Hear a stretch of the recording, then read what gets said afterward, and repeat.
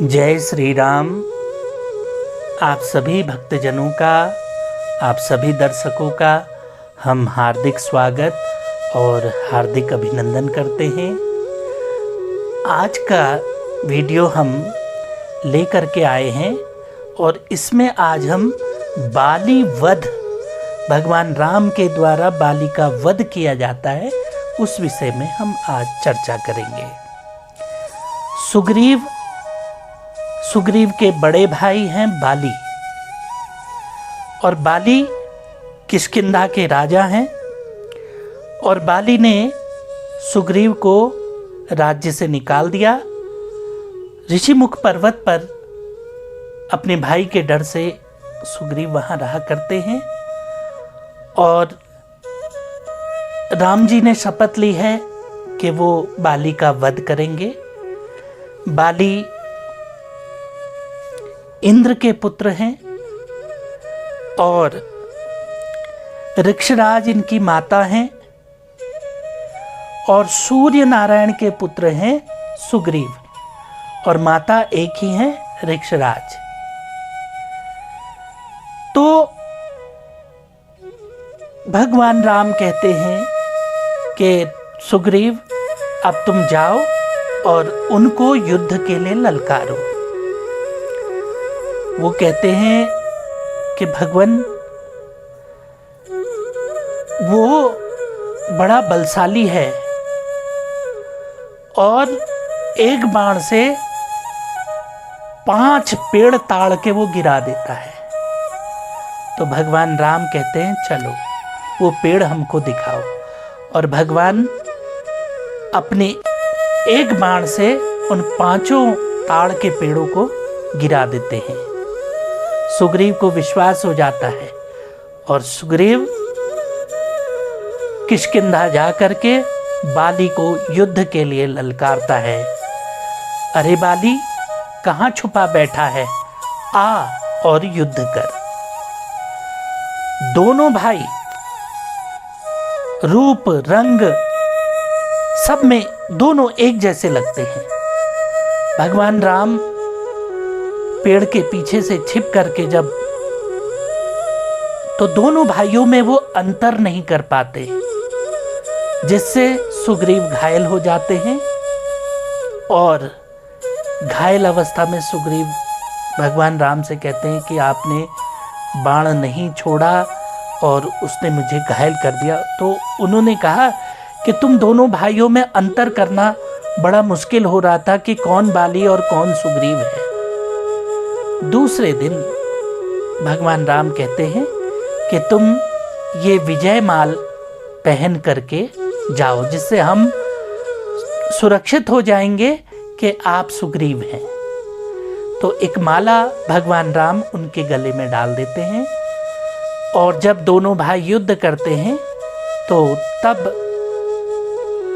भगवान राम तीर छोड़ते हैं और तीर जाके बाली को लगता है और बाली धराशायी होकर जमीन पर गिरता है। और तब भगवान राम बाली से कहते हैं कि तुम्हें अपने कर्मों का दंड मिला है। छोटे भाई की पत्नी पुत्री के समान होती है और तूने उस पर कुदृष्टि रखी। बड़ा भाई पिता समान होता है और तूने छोटे भाई की रक्षा करनी चाहिए, और तूने छोटे भाई को राज्य से ही निकाल दिया था। तो फिर बाली को अपने कर्मों का समझ में आता है, भगवान राम से क्षमा मांगता है और कहता है मैं तो भाग्यशाली हूँ कि मैं आपके द्वारा मेरी मृत्यु हो रही है, और अब मैं जो है इस जन्म मरण के चक्र से मुक्त हो रहा हूँ। और अंगद को जो है सुग्रीव के हाथों में सौंप करके, और वो अंगद उन्हीं के पुत्र हैं बाली के, उनको सुग्रीव के हाथों में सौंप करके, तो सभी कहते हैं युवराज अंगद की जय हो।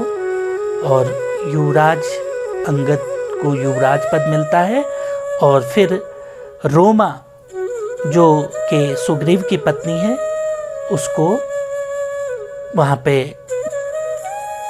रानी के रूप में और सुग्रीव को किष्किंधा का राज्य मिलता है और फिर आगे की रणनीति तैयार होती है। तो मित्र को होना चाहिए भगवान राम की तरह, जिन्होंने सुग्रीव पे आए संकट को कुछ ही क्षणों में दूर किया। तो रामायण हमें बहुत कुछ सिखाती है, रामचरितमानस हमें बहुत कुछ सिखाती है। हमारा मित्र कैसा होना चाहिए, हमारा भाइयों के साथ संबंध कैसा होना चाहिए, पति पत्नी का संबंध कैसा होना चाहिए, पुत्र और पिता का संबंध कैसा होना चाहिए, ये सारी चीजें रामचरितमानस के अंदर है। उसमें जो ज्ञान छिपा हुआ है उस ज्ञान को हमें ग्रहण करने की जरूरत है। हम अगर घर में इसका पाठ रोज करते हैं और उसके अर्थ को अपने बच्चों को बताते हैं कि बेटा ये ऐसे है, ये ऐसे है, तो बच्चों को अपने ग्रंथों के प्रति जागृति पैदा होती है, बच्चों में अच्छे संस्कार आते हैं, बच्चों में अपने माता पिता के प्रति आदर भाव जागृत होता है, बच्चे संबंधों के बारे में जानते हैं। नहीं तो अगर हम इस रामचरितमानस को छोड़ दें तो वो दिन दूर नहीं जब हमारा पतन हो जाएगा। तो आप सभी से मेरा निवेदन है कि आप अपने घरों में राम नाम का गुणगान कीजिए और अपने बच्चों में भी राम नाम को फैलाइए और रामचरितमानस का पाठ कीजिए, हनुमान चालीसा का पाठ कीजिए और सारे संकटों से आप मुक्त रहिए। आपकी मंगल शुभकामनाओं के साथ हम आज के लिए आपसे विदा लेते हैं। जय श्री राम।